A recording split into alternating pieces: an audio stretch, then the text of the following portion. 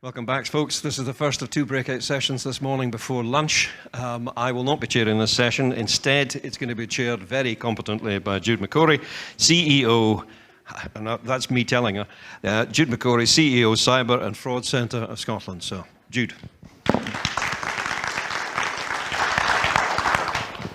Well, thank you very much. I think it's going to be quite a lively debate. We've just all met each other, and I think it's time to go to the pub rather do this session. So thank you very much, everybody, for coming along to join the session. And today we're going to be talking about improving the cybersecurity talent pipeline.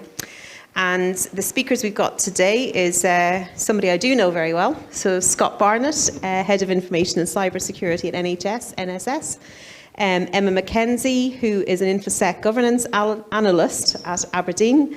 Grant Cairns, Cybersecurity Manager at Tesco Bank. And Jackie Riley, Head of Department for Cybersecurity at Glasgow, Caledonian. And myself, Jude McCorry. So today we're going to focus on improving the cybersecurity talent pipeline and examining the underlying issues and persisting problems and discussing what we can do to encourage more people into the industry and ensure we have the necessary abilities and depth within the workforce to respond to the increase in demands of the sector. So now the hard work is over to you guys. We have a few questions that we want to talk about. Some might say there is a huge problem. Some might say there's not. So hopefully by the end of this, we'll have some sort of discussion around, is there a problem or isn't there?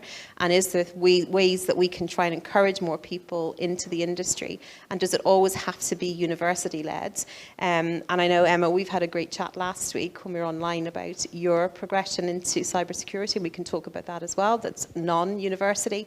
And how can we encourage more people to do that? And how can we encourage more employers to maybe look at that as an option as well without thinking about the degree process? So the first question I'd like to start with Scott, just to pick on him. Why is there a persisting shortage of talent in the sector? Oh, just an easy one to kick off with, Jude. I've got a couple of thoughts around this. So I head up the Cyber Centre of Excellence for NHS Scotland, a public sector organisation. We're very much in the build phase just now, so we're growing, we're doing a lot of recruitment. And I think the reality is that this is still a relatively immature space. So, you know, cybersecurity, I've been in information, cybersecurity, high-tech crime, e-crime. It's had all of those names for 20 years now. And my route was not in through university. I was a police officer and I got into it through the investigative side. But I think the reality is, and we'll probably cover some of this morning, is we don't really have properly defined roles or career paths. And I think the overall, this is the symptom of that. So the root cause is many and varied, but I think ultimately, because we don't really have a particularly well-defined and cohesive career definitions around the different roles that you can have in the area, and because it's such a competitive marketplace, because there are so few who are working in this space, it's really difficult to bring or widen the talent pool, shall we say. Okay, very good. And your background wasn't, as you say, you were the police, so it wasn't naturally the way that we automatically think now, working with students and then progressing into your career. No, not at all. That didn't exist at all, Jude. Yeah, and there was no cybersecurity. So I was a police officer. I did drugs, surveillance, undercover, covert stuff, and then high-tech crime was a new thing that was kicking off in the early 2000s. In Scotland, we had the National High-Tech Crime Unit Scotland, which was great. You know, we responded to the UK government's cyber National High-Tech Crime Unit, which was based down in Canary Wharf. It was launched with a £28.5 million budget, had a beautiful office at the top of one of the towers in Canary Wharf. We launched with £750,000 budget and a borrowed office out of police headquarters in Fettes in Edinburgh. But so very nascent times, and yeah, there was, you know, the job adverts went out to the police service, and you know, it was a case of, well, where are we going to get these people from? So I had a natural interest in IT, but I had no formal qualifications whatsoever in it. Been using computers since I was a wee boy. War Games era, for any of you that are old enough to remember that. But yeah, so there was nothing with universities, there was nothing with academia, schools, none of that existed. And I think we've got to remember we've come a long way in those 20 years. But as we'll be talking today, we've still got a good way to go. And in our team in the Cyber and Fraud Centre, so we've got a few retired police officers, but we also deal with the police team in Police Scotland. And the one thing that I've noticed about the difference between college graduates working in cybersecurity and then the police, who probably don't have the formal cybersecurity training, is the emphasis on victim support, because you are very much around the victim. And I think sometimes IT companies and people like that forget that this is not a technical problem. This is something that maybe might have been affected, been brought into effect by somebody in the organisation. And also there are victims behind this as well. So I think that's where police really help, and actually to get that knowledge transfer between maybe our students as well, to say, it is about the victim. Ask them how they are. Ask them, are they okay? That you're sorry that this happened. And even at a corporate level as well, right? So, I've had it where, one, you see the impact. So those who are involved in the recovery, that can be very stressful. I've also seen it with cyber teams themselves. So, and I've seen it in the NHS where there's been an incident has happened, and the first question the senior executives are asking is, why did that happen? Yeah. Were you not doing your job correctly? So actually putting our small pool of talent under immense pressure straight away without understanding the cause of the problem. And certainly we've seen in the past, I think in other sectors, I used to be in the financial sector, there was a very well-known case where a security firm was breached through a third-party supplier. And to cut a long story short, there was one individual in recruitment who had accepted a spreadsheet that had exploits in it. And that poor person was off work for a long time with stress as a result, because they felt that it was this whole international incident was their fault. And of course it wasn't. They were the victim of a criminal activity. Yeah. And coming from Ireland in, I won't say when, the 90s, probably we'll say the 90s, we had a lot of bank robberies because that was serious Coming organised from Ireland, crime. did that scare you there, or did you just take that in your stride? No. No, it's actually just like a, waking up in the mornings and you hear about, there's a bank robbery, or the local post office got robbed and stuff. It was closed down. The staff were sent home. They got that victim support as well. So I think they're the kind of things we need to explain, that crime has changed. The human element is a big thing. Yeah. They would get support. They would get all that. So how do we do that?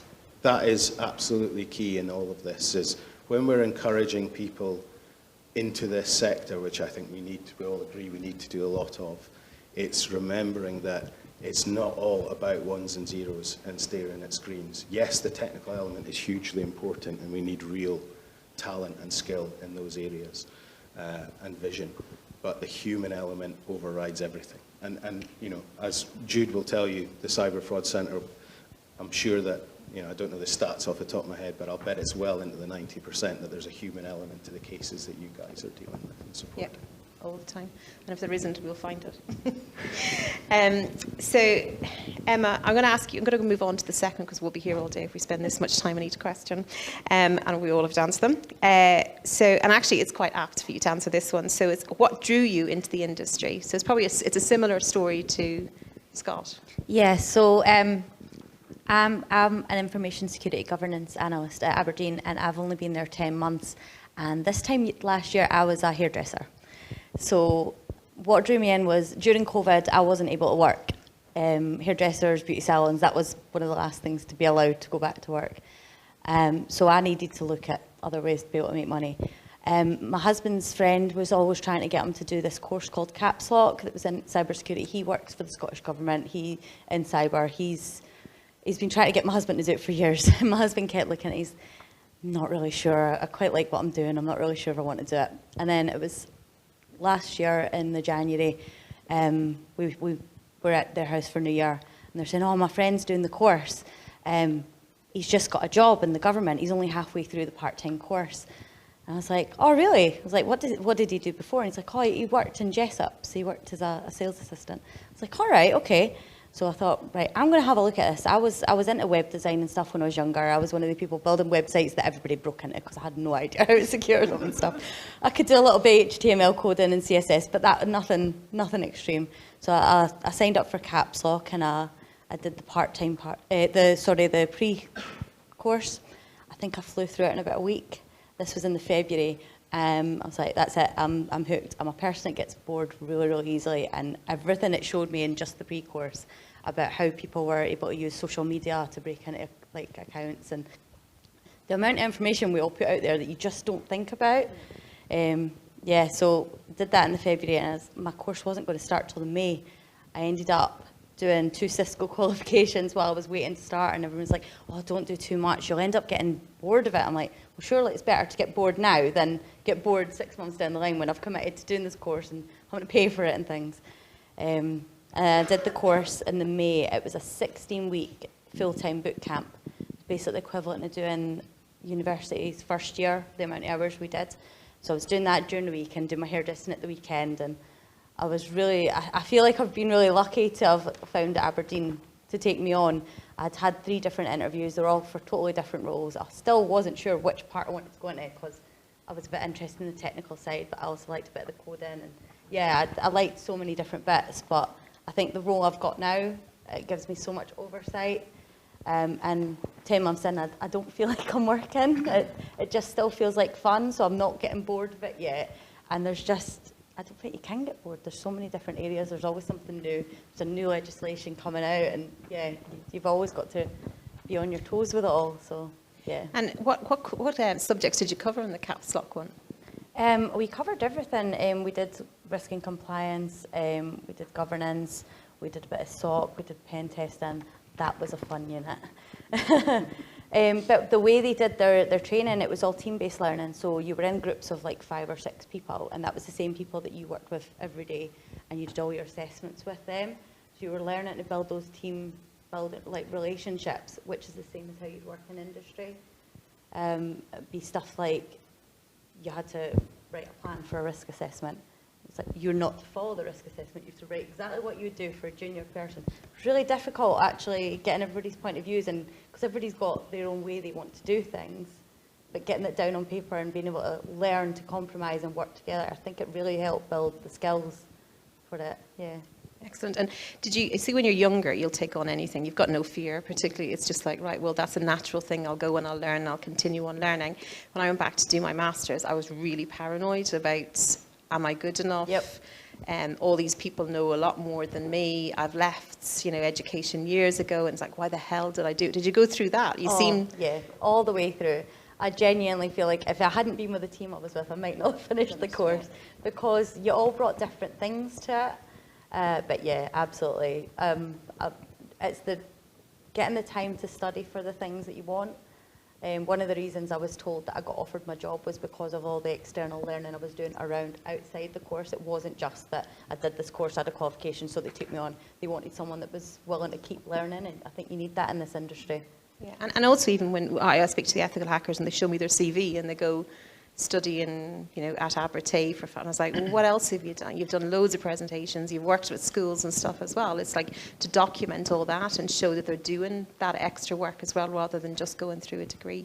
And the first time I was introduced to Caps Lock was in BT in Belfast, and they do a big program with them. So in the areas that they're closing down in BT, and there could be people that might want to move into cybersecurity, which is a growing area. So they've taken, I think, about 300 people through the Caps Lock program in the last year. They just go out and they go, do you want to do this? We'll pay you. So you're not going to lose your job. You're going to be reskilled into cybersecurity. I think it's absolutely amazing. Yeah. But it is getting over that hump of, I've been doing the same thing for years, and am I good enough to do that? So we need people like you to go out and say it can be done. And yeah, well done. It's amazing.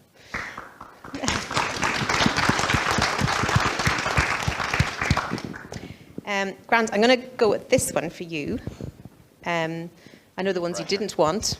You didn't say you didn't want this one. So, how do you think people externally perceive the industry? Is there enough awareness of the opportunity? And also, I think maybe even, do they understand what cybersecurity is? Are we good at storytelling about what it can achieve or what we can do with it?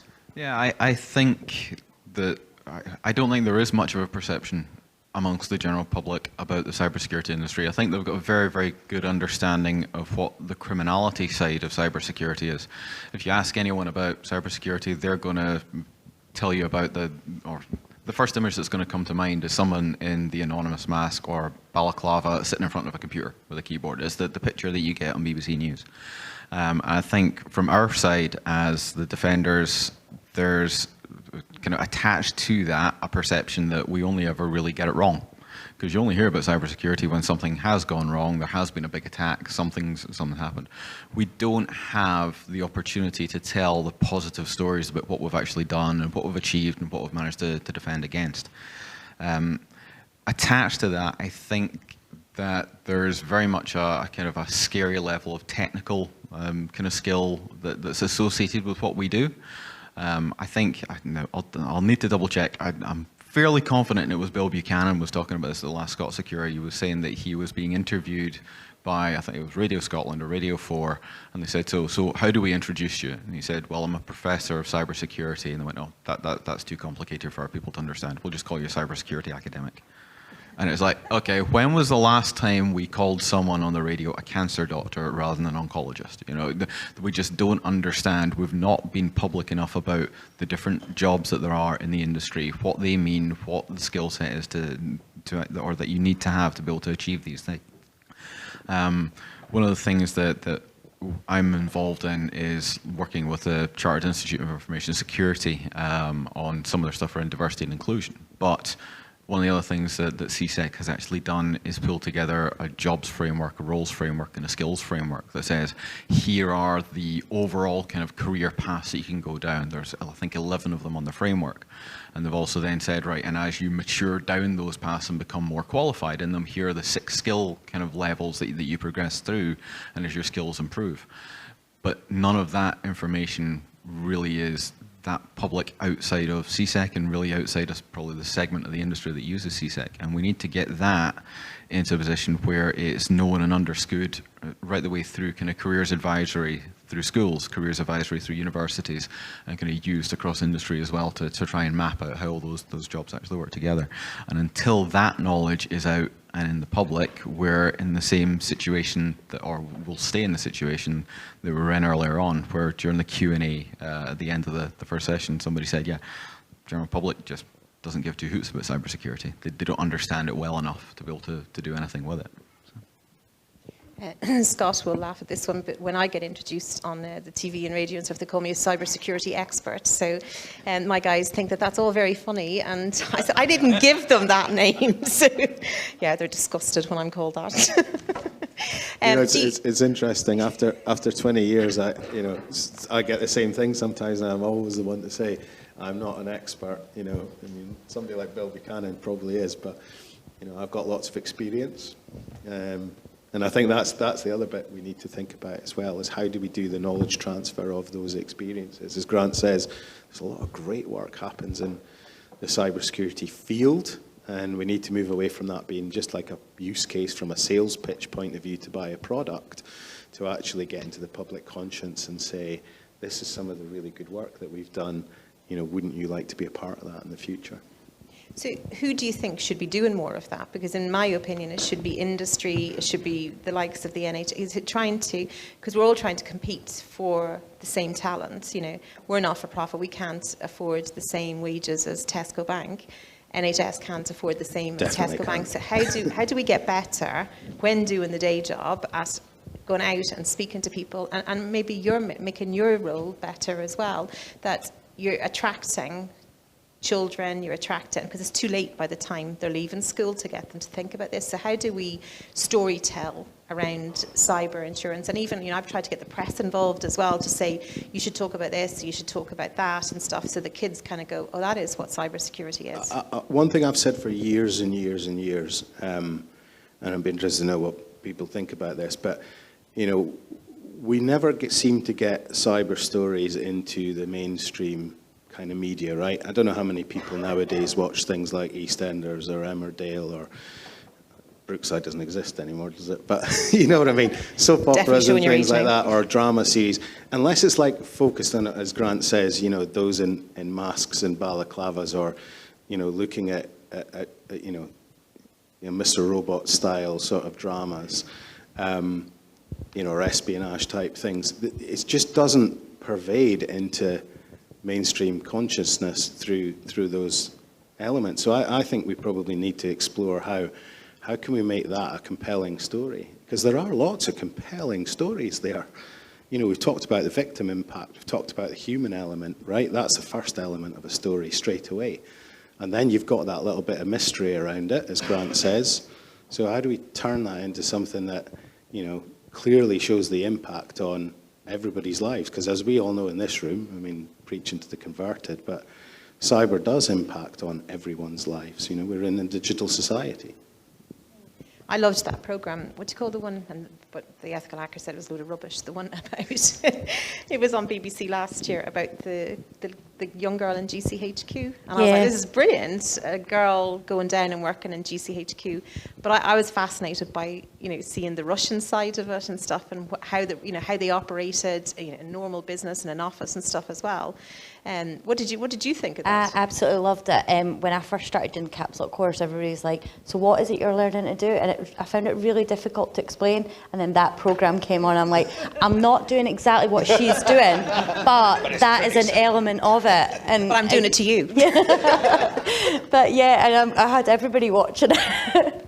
It was really, I think there should be more things, especially with like the soaps, like you were saying, if they put in that some wee old lady's been hacked or clicked a link on her mobile phone because she doesn't really understand not to do it, and then you see, instead of just seeing that she's lost money, that they actually have people coming in and speaking to her, and then the people watching it would realise there is actually people that deal with these situations. Because the amount of people on Facebook, for instance, you get, oh, I've been hacked, just block the account because I don't know what to do with it. Exactly. It's like, but how? Because you think you've been hacked, but what did you actually do? And nobody's out there actually telling them what they did that allowed. And it wasn't just passwords. But a lot of the time, they're not actually being hacked. A lot of the time, the Facebook pages are being spoofed. Yep. And people also, I've been hacked, and don't accept friend requests. They don't understand the concept of them spoofing, the concept of them going to their friends and just spreading through that whole page of friends. And if their protection isn't set up adequately at the start, they have no defence against this. And even Facebook, Meta, will not help them when they report that they've been spoofed. But I don't even know very many people who report it. No, Because the ones that I've reported on their behalf, they won't even listen to someone else. But I think it is about normalising cybersecurity in society. If we think about the steps that we've made in the past 10 years, they are huge. 10 years ago, people wouldn't even have the word cyber on their lips. And I think it is about us going right back to scratch. We've dived in there as an industry. We've set our stall as a sector. Yeah. And now it's about reflecting back and going, we are only 15 years old. Look at all these other sectors that have been established. I want to go into accounting. Yes, my kids understand what accounting is, and they've heard that all their lives. If people haven't heard of the terminologies all their lives, they're less likely to consider it as something to go to. Yesterday, I had 20 teachers in the university from school. And we are now at the stage where SQA have come out with things called NPAs in cyber. So these are being taught in schools. Well, in theory, they're being taught in schools. The challenges that the teachers are having to overcome to enable that teaching are huge. So while we think we have got these stepping stones in place, while we think we are meeting the demands, there are a lot of opportunities there that are really being missed, and we're not facilitating children learning and coming into the industry and the sector in the way that we really should, even though on paper it looks as though we've got schools, universities, industry. There's a lot of work still to be done, and I really think we need to go back to those grassroots and start to refresh and look at how are we facilitating this and what can we do better. So do you think that industry should have, because again, industry are looking for the talent. They're expecting for the students, they're expecting Caps Lock and people like that to bring out, they're expecting the universities to bring out the talent that they need. Do you think industry should play more? And the reason why I'm asking that as well, we've seen the demise of Codes Clan. Code Clan. Yeah. Let's get Code Base and Code Clan mixed up. And to to me, all these people in industry come out and said this is really bad. And so people that I'd and I'm going, bet you were never near codes. Plan, or you never supported them, but you did hire their students and stuff as well. So I think as industry, we can't just sit back. We have to help the students, we have to help the universities, we have to help the schools. And I know, I don't know if Scotland IS are here, but I know like Karen Meakin's project around critical friends and getting people into schools. But again, we need to put some funding behind that as well. Where's the next generation, and how are people going to understand that this is a valid career for me, and particularly girls? We haven't even touched on that yet. If schools do not have the physical technology in order to be able to deliver the NPAs, then there's no value in us having written NPA qualifications. The teachers were crying out to me like yesterday, where, they don't have the opportunity to have a separate network in the school. They don't have the opportunity to have a server that can run VMs for them. If we're not there to support them, they've got no chance. They are fighting day in, day out, and it's hard enough to teach, never mind to teach without the actual facilities that they need to deliver the technology that we are, wanting them to have. I could talk about universities in terms of how do I retain staff? How do I recruit staff? The last time I recruited a member of staff from the UK was over 10 years ago. I have to rely on recruitment from international staff. And without them, I wouldn't be able to run the department. Without some industries supporting us, I wouldn't be able to afford the technology to teach the students.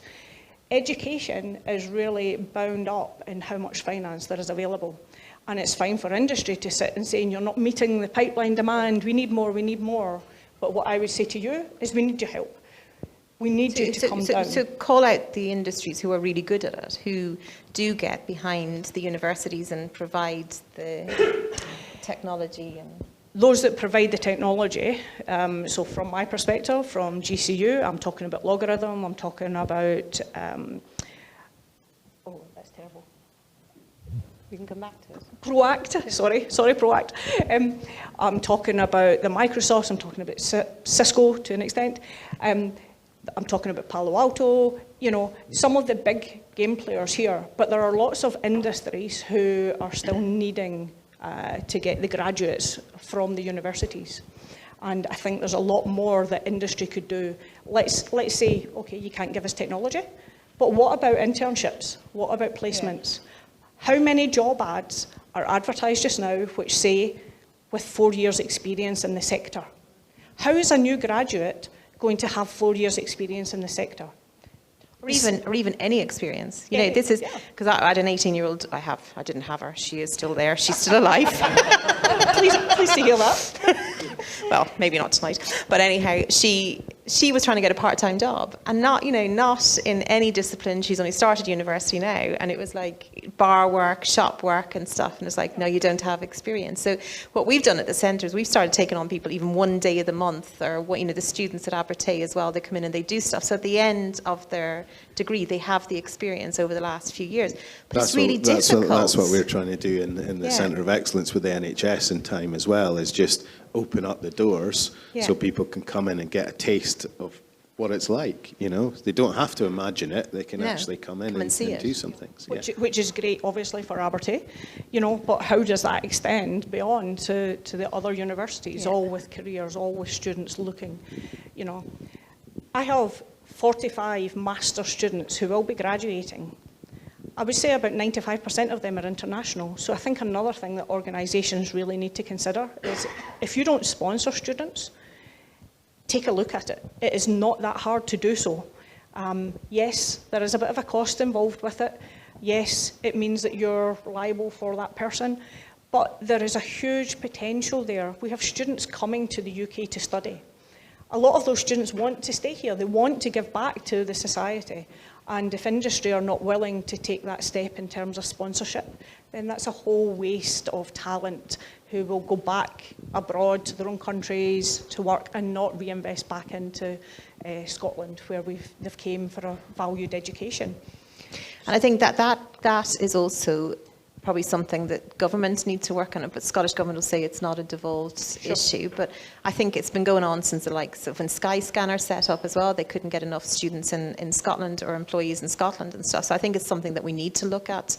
And not just the funding side of things, but I think the red tape of doing it, that's what puts organisations off it. I was going to say exactly that. My last 2 recruits I've actually sponsored visas for, and the red tape is horrendous. I mean, you know, we're talking about, we thought we were going to lose one of the students because of the amount of time it was taking.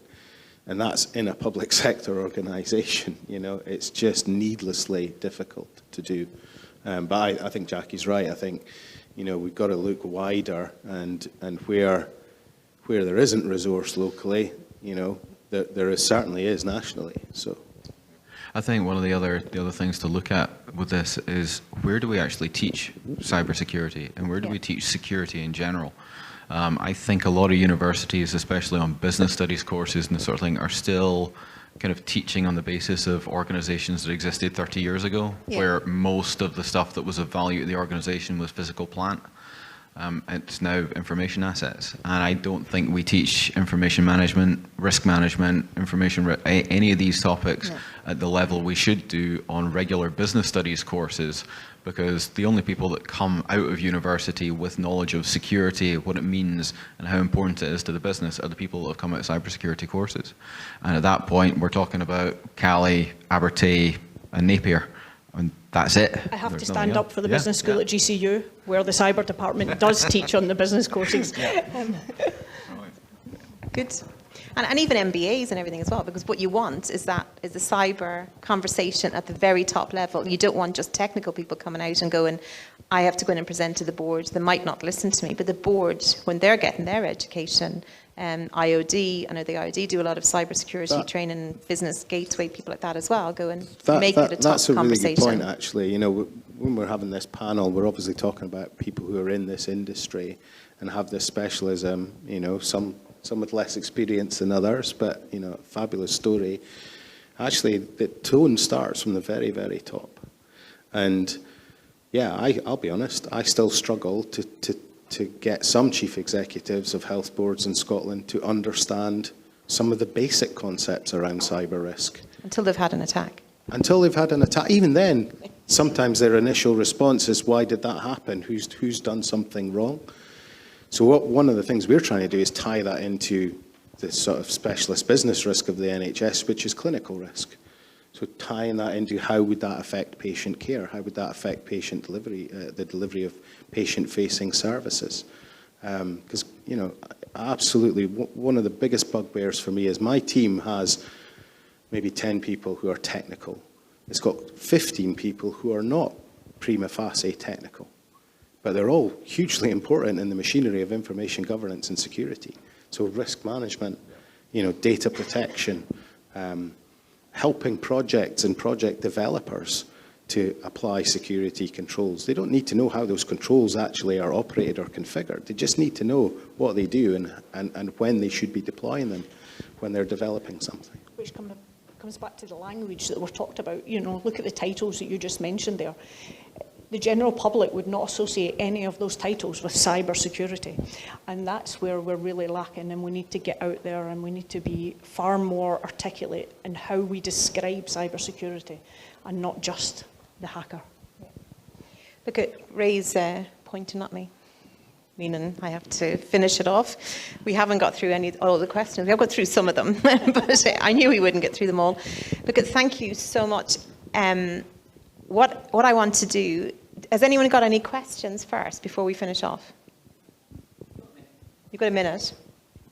Any questions? No? Yes? I come from a sort of data analytics world, and cyber, so the similarities and the parallels of what you're talking about from the talent acquisition and retention point of view are absolutely the same. What I'm fascinated with is how do you get this story across to fund makers, the government? Cloclan died, and that came through a regional development inward investment based on generating economic value. Does cyber suffer from the fact that it's about a risk management rather than commercial It's value? It's cost avoidance, yeah. And I've always had that problem, even 14 years ago when I first joined the financial sector. You know, they were good at financial risk management. This was 2008. It was just when the crash happened. So, you know, but you're spot on. I was trying to, one boss came to me and said, "You're trying to sell me something I cannot see." That's ultimately, I'm trying to sell them on investment on something they cannot see. So yeah, it's about cost avoidance rather than bona fide demonstrable return on investment. I think that's an industry. How do you tackle that? To allow that sort of talent acquisition and retention to thrive. That's the challenge. Yeah. The person behind you, can you just one person behind you. Yeah. Thank you.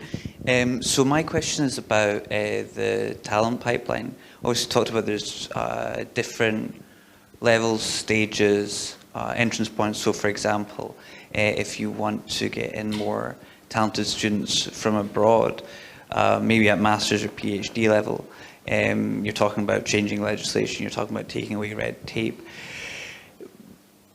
I'd also like to think about the domestic talent pipeline, and I suppose there is a chartered path of, you know, you go to school, you go to uni, you maybe do a master's, you study cybersecurity, you come out, you get a job in cybersecurity, and great.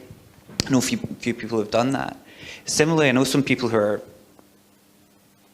I find them very impressive, and they've just, like, in their bedroom, just been, and they've made connections, and there's been no formal education. So, and I've also worked with people who, sort of in a mentorship role, who maybe don't have the high level of academic achievement under their belt, and so it can be quite intimidating. You know, you say, I'll go to uni, oh, right, yeah, of course I will. So I'm going on forever here, but I suppose if I was speaking to someone, for example, 16 to 18, they don't have a tremendous educational background, but they do see, like, you know, I can talk to people, I can identify risk, I've got skills I can bring to the table. What kind of options do they have in terms of pipelines that I can funnel them down? Jackie, do you want to do it? It's a really quick answer. There's obviously the professional certifications. You know, there are lots of professional certifications, which is as big a minefield as, you know, the academic path. But there's also employers who consider GAs. You know, if you're in industry and you're thinking, I want to move into this, I've shown some ability here, you know, through some short courses, hacking in your room, get your employer to sponsor you through a GA. There's lots of opportunity for you to become involved in the industry. You know, LinkedIn in cyber security is one of the biggest areas where somebody can be picked up. And if you're demonstrating your skill set through that, you're talking about what you're involved in, you're getting involved with DEFCON, you're getting involved with ethical hacking societies, etc.